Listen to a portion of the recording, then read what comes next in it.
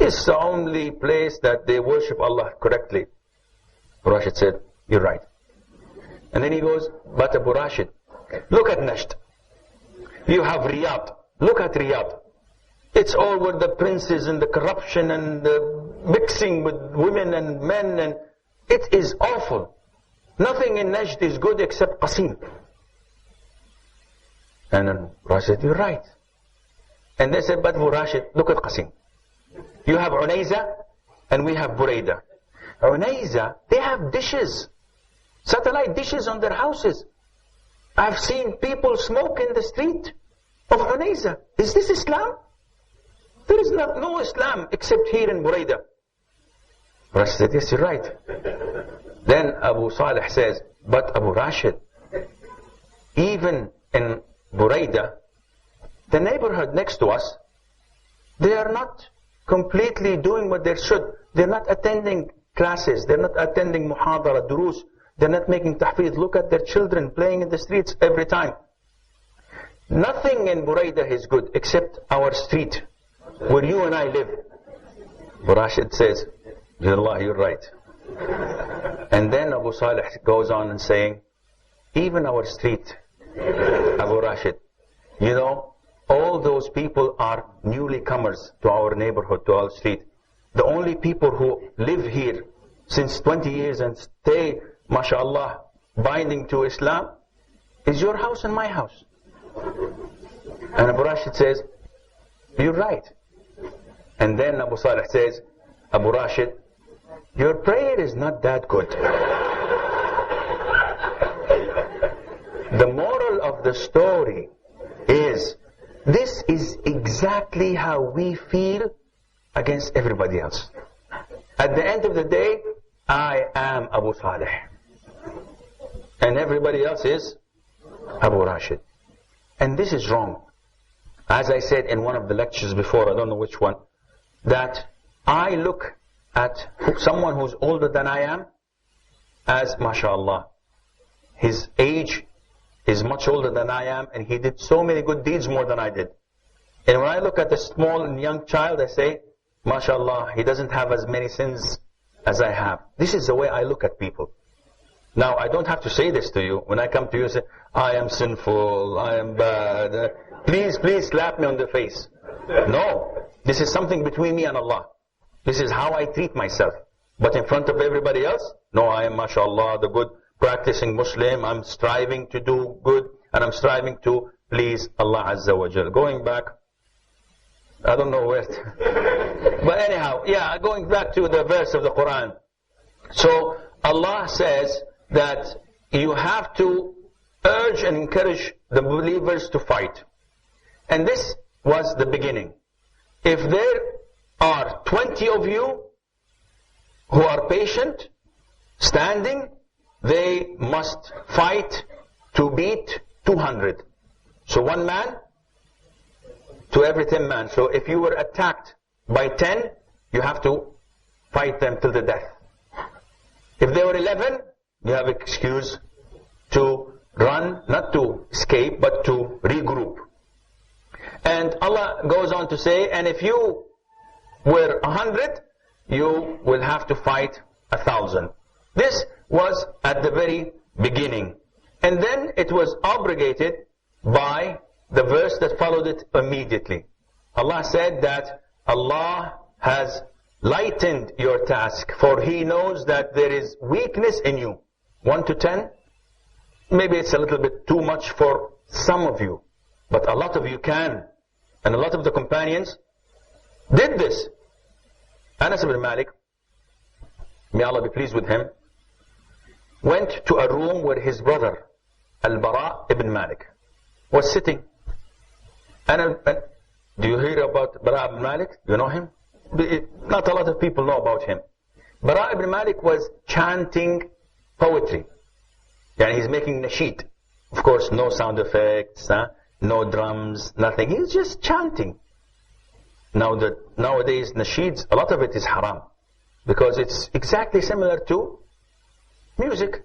Same effect. And when you hear the background, you say, this is human effects. What's human? Guitars and violins and pianos. He said, no, it's human, ya Shaykh, you don't know. They have this way of doing it. This is haram, it has the same effect. So Al-Bara was chanting, he's singing. But singing is permissible without any doubt, as long as it doesn't have any musical instruments. So Anas came and said, you, the companion of the Prophet, is doing this? Now, Al-Bara is older than Anas. Anas is younger. And Al-Bara looked at him and said, what are you afraid of, brother? You think I will die as a non-Muslim? You think that I will die as a non-Muslim? And you're afraid that Allah will change my heart? By Allah, I have killed 100 warriors in a duel, except those I killed during the battle. What's a duel? 1-to-1. In the beginning of every battle. He was a fierce warrior.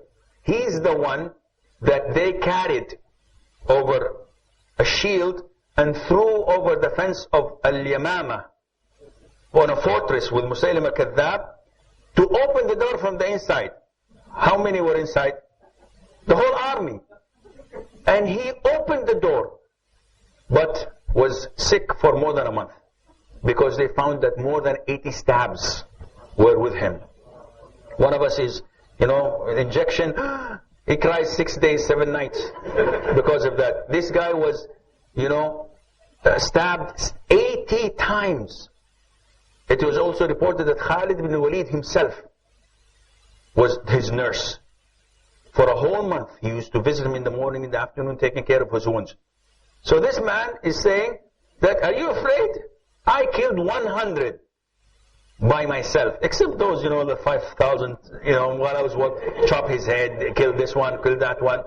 And he was known to be among those who Allah answers their call, mustajabud da'wah.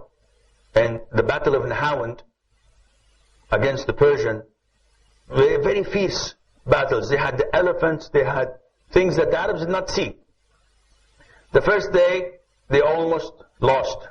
The second day, they almost lost, and they said, Bara, supplicate, make dua. So he said, oh Allah, grant us victory, and grant us their necks. And they were defeated, alhamdulillah. Third day, almost to be defeated, and they said, Bara, make dua. It's an easy way out. He said, oh Allah, grant us victory, and make me among the first to be martyred today. And he died. So, one man could kill not only 10, could kill even more. Because, what are you afraid of? You want Jannah, but you have to follow the right way to Jannah. You can wrap yourself with explosive and blow yourself. You will go to hell. Immediately. One says, what? I'm doing it for Islam. No, you're not doing it. You are killing yourself. Whoever kills himself goes to nar, to fire. But ya Shaykh, I want Jannah. You're wrong way. You're going against the way that the Prophet ﷺ. You do not kill yourself. You do not do terrorist attacks. You do not do this and this and this. All of these are listed by the Prophet himself ﷺ. Not to kill a child, not to kill a woman, not to kill an elderly, not to kill a priest. So whatever is being done nowadays has nothing to do with Islam. The enemies of Islam are making it appear that Muslims are doing it. But Muslims, no, this is not Islam. Unless there is abrogation, please give us the evidence. There is nothing like this in Islam. So, the verse was made lighter. Instead of 1 to 10, Allah Azza wa Jal, with His grace, made it 1 to 2. So this is abrogation. So now one fights 5 people and says, I do not want to, go back. So no, this was abrogated. If you don't, there's a possibility that you are defying Allah's instruction. Who wrote about this knowledge? A number of people, a number of scholars wrote about al-Nasikh and Mansukh. And you have to know that most of those who wrote about Nasikh and Mansukh are scholars of Hadith. Because you need to know the dates. And who is the best to know? The scholar of Hadith. And also the scholars of Fiqh. Because it involves abrogation of rules. So who knows better than the jurors themselves? So Qatada al-Sadusi, Ibn Shihab al-Zuhri, who is one of the tabi'een and one of the famous narrators of the hadith. Ahmad ibn Hanbal is well known and does not need to be introduced. Abu Dawood, also the compiler of Sunan. Tirmidhi, the compiler of Sunan. Abu Ubaid al-Qasim, as I said before, he's one of the greatest scholars to compile on ulum al-Quran. Though he died in 224, very early, but he's among the first to write and compile and do this work. Makki ibn Abi Talib, Ibn Hazm al-Zahiri, the compiler of, or the Imam of the Zahiri school, Ibn al-Arabi al-Maliki, and there are two Ibn al-Arabi. There is Ibn al-Arabi and there is Ibn Arabi without the al. Ibn Arabi is a deviant person who a lot of the scholars say that he's not a Muslim because he's part of the Batini sect. But Ibn al-Arabi is one of the Imams of the Maliki school. Abu Faraj Ibn al-Jawzi, and he's different to Ibn al-Qayyim. Ibn al-Jawzi is different to Ibn Qayyim al-Jawziyah. People mix them up. This guy is a different person. And of course, as-Suyuti, who died 4 or 5 centuries ago. Conditions of Nasakh. Are there any necessary conditions? 1. The two rulings must contradict. If we can combine the two or work a way out, there is no need to abrogate. Why? When you abrogate, you completely abolish, you completely cancel a ruling. So, if we can combine, this is a win-win situation. If it's not possible, then abrogating it would be applicable. For example, when Allah says that you should not approach prayer when you are in the state of intoxication, can we combine this with إنما الخمر والميسر والأنصاب والأزلام رجس من عمل الشيطان فاجتنبوه? You have to stay away from it. You have to avoid it. Can we combine the two? If someone says yes, he's meaning that, okay, it's okay to drink after Isha and get drunk, but before Fajr you have to be sober. So if you say yes, this is what it means.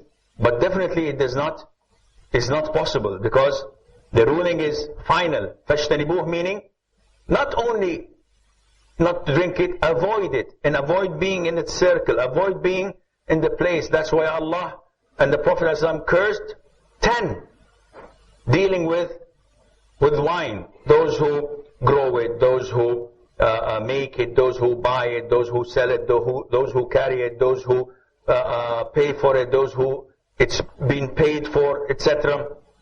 So it has to contradict. Second condition, it is a must to know which preceded the other. We have to know the timings. If we have two evidences contradicting, then we cannot combine. We have to look into the timing so that we know which one abrogated the other. But if this is not possible, can we abrogate? If we do not know the time, it is impossible for us to abrogate. Not necessarily the time in the year or the time of the hour, but which came first. Thirdly, both rulings must be from the Quran and Sunnah. As stated before, ijtihad, qiyas, do not abrogate. So we cannot come to a qiyas or ijtihad from 2 or 3 scholars and say, yes, their ijtihad abrogated this verse of the Quran or this hadith. It cannot be. The abrogator must be from either Quran or from Sunnah. Is this clear, inshallah? Inshallah, I think this is an easy topic, and the rest, inshallah, we will finish very soon. What are the sources of al-Nasikh and al-Mansukh? Quran and Sunnah. So we have Quran abrogating the Quran itself.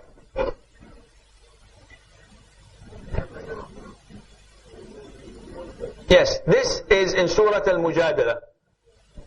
I think you can see it, inshallah, where Allah Azza wa Jal says, يَا أَيُّهَا الَّذِينَ آمَنُوا إِذَا نَاجَيْتُمُ الرَّسُولَ فَقَدِّمُوا بَيْنَ يَدَيْ نَجْوَاكُمْ صَدَقَةً ذَلِكَ خَيْرٌ لَكُمْ وَأَطْهَرٌ. So Allah Azza wa Jal is saying that if you are demanding or needing to communicate with the Prophet one-to-one basis, because al-munajah is something that people would not hear. وَلِذَلِكَ, and that's why Allah Azza wa Jal says, إِنَّمَا النَّجْوَى مِنَ الشَّيْطَانِ لِيَحْزُنَ الَّذِينَ آمَنُوا. What is this? Najwa is when three of us are in a room and two talk secretly without the third. This is Najwa, and it is forbidden unless he gives you the consent. So why? Because this throws regret and sorrow into his heart. If both of you are talking in the room and laughing and I don't know what you're talking, Shaitan comes and says, they're talking about you. They're laughing about you. And this ruling does not only apply for 3, it applies for 5 against 1. Or 10 against 1. But if they are 10 against 2, malish. If it's 1, no, you have to involve him or seek his permission. And also, this applies for the brothers when they come and pick me up and they speak in Tamil. And I'm sitting there, I don't understand what they're saying. That is why when I usually go in a car or in a place where an Arab is next to me, he doesn't understand English, and I'd like to speak to a person in English, I would say, can I speak to him in English? He says yes. And I do. I have to seek his permission. So this is a ruling. The Prophet, what brought us to this is the word of najwa. So when a companion wanted to speak with the Prophet ﷺ, Allah instructed them to first pay sadaqah. This is the first thing to do. And only Ali, may Allah be pleased with him, as we mentioned yesterday, did this. And then it was abrogated. Allah Azza wa Jal says, أَأَشْفَقْتُمْ أَن تُقَدِّمُوا بَيْنَ يَدَيْ نَجْوَاكُمْ صَدَقَاتٍ. Are you wary and afraid? Well, I don't know what it translates to. Yeah, are you afraid of spending in charities before your private consultations? If you do not, فَإِذْ لَمْ تَفْعَلُوا وَتَابَ اللَّهُ عَلَيْكُمْ فَأَقِيمُوا الصَّلَاةَ وَآتُوا الزَّكَاةَ وَأَطِيعُوا اللَّهَ وَرَسُولَهُ وَاللَّهُ خَبِيرٌ بِمَا تَعْمَلُونَ.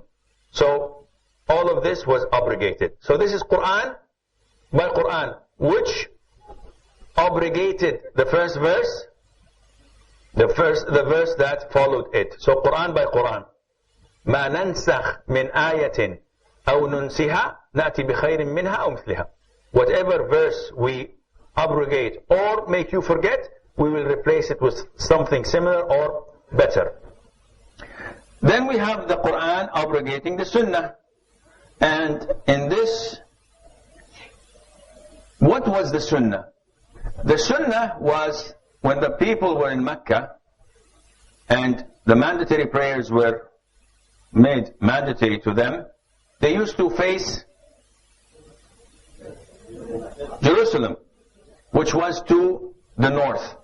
And with the grace of Allah, it was easy for them, because if they faced north, and this was the Kaaba, and this was Jerusalem, they were facing both. They had no problem. When they moved to Medina, this was a problem. Because if they faced Jerusalem, this means that they give their back to the Kaaba, to Mecca. But this was the ruling. So Allah Azza wa Jal abrogated this ruling of facing Jerusalem with the verse of the Quran that you see, which is قَدْ نَرَى تَقَلُّبَ وَجْهِكَ فِي السَّمَاءِ فَلَنُوَلِّيَنَّكَ قِبْلَةً تَرْضَاهَا فَوَلِّ وَجْهَكَ شَطْرَ الْمَسْجِدِ الْحَرَامِ. This obligated. Obligated what? What is the sunnah? Facing Al-Masjid Al-Aqsa. So this Quran abrogated the sunnah, because we don't have a ruling in the Quran saying face Jerusalem or Masjid Al-Aqsa. It's only the Quran, the sunnah, that the Prophet instructed them. So I hope this is clear. There are lots of evidences, but there is not enough time to go through them. This, scholars have an argument saying the sunnah abrogating the Quran. How is this? Because Allah says, مَا نَنْسَخْ مِنْ آيَةٍ أَوْ نُنْسِهَا نَأْتِ بِخَيْرٍ مِنْهَا. Whenever we abrogate a verse or make you forget, we will replace it with something that is better. So is the sunnah better than the Quran? Some scholars said no. The Quran is mutawatir, the sunnah is not. Quran is kalamullah, the sunnah is not. It's an inspiration, it might be tawfiqi, it might be tawqifi. And they have a dispute on this. But the most authentic opinion is that the sunnah does abrogate the Quran, as long as it is authentic. And the evidence is that when Allah Azza wa Jal says it's prescribed, يُوصِيكُمُ اللَّهُ فِي أَوْلَادِكُمْ لِلذَّكَرِ مِثْلُ حَظِّ الْأُنْثَيَيْنِ, and the ayah of inheritance. This was abrogated because in it Allah Azza wa Jal is talking about the bequest, which is wasiyah, the will. So in this, Allah states that it's okay to have a wasiyah and to write it to, the verse I've quoted first,